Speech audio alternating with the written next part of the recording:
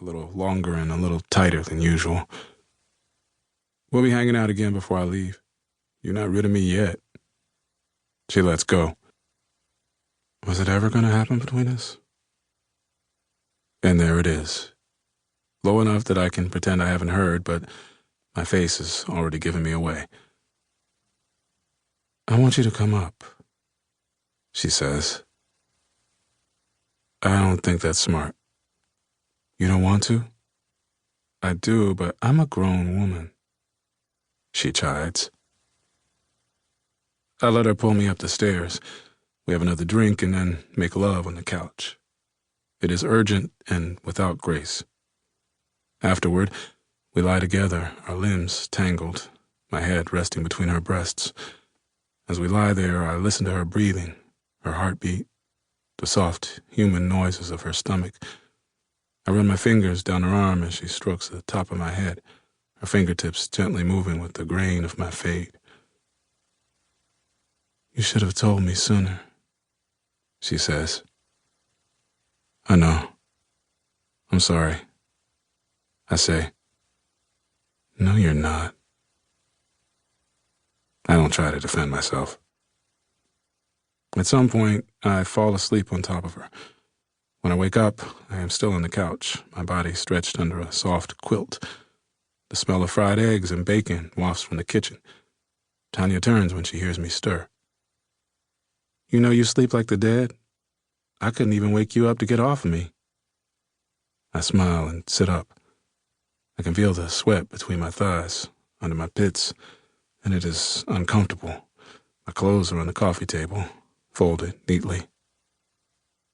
I'm making breakfast because I'm hungry, Tanya adds. But don't think I'm going to be serving your ass. You better get up and get some. I try putting on my underwear under the quilt, but then give up, standing to get it done. Tanya watches, a lustful half-smile on her face. Seriously, she says. I could have dressed you myself without waking you up. When I'm finished, I come over to the kitchen. I give Tanya a hug, but don't lean in for a kiss. I don't know what this is going to be, and I want to leave the decision up to her. She slaps me on the butt and points to the cabinet with the plates. I do as I'm told and get one for each of us, then pull some bread from the fridge to make toast. Neither of us broaches the subject of the night before. We eat quietly, and I leave. I wait a day before texting her, and she takes several hours before hitting me back. I think I need some time to get over whatever this is. Don't worry, we cool. Okay. I really did have a great time. She doesn't respond. A month later, when I'm getting on my plane, she sends me a goodbye text. Be safe, and let me know when you land.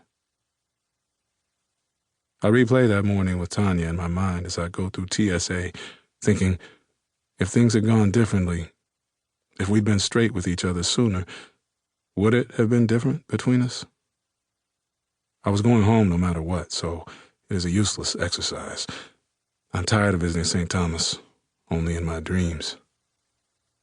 On the airplane, I sleep like the dead. 2. I was in my 20s when I read The Unbearable Lightness of Being for the first time. I found it among Corey's things, worn and yellowed. On its cover, a bowler hat hovers in midair, nothing under it but a dull brick road. For a long time, I felt a personal connection to that image. A hat without a body, an absence. It remains on my bookshelf, even after so many years. Don't get me wrong, my love for the book isn't without criticism. This statement in its opening chapter, for example. Putting it negatively, the myth of eternal return states that a life which disappears once and for all, which does not return, is like a shadow, without weight, dead in advance, and whether it was horrible, beautiful, or sublime, its horror, sublimity, and beauty mean nothing. We need take no more note of it than of a war between two African kingdoms in the 14th century, a war that altered nothing in the destiny of the world, even if 100,000 blacks perished.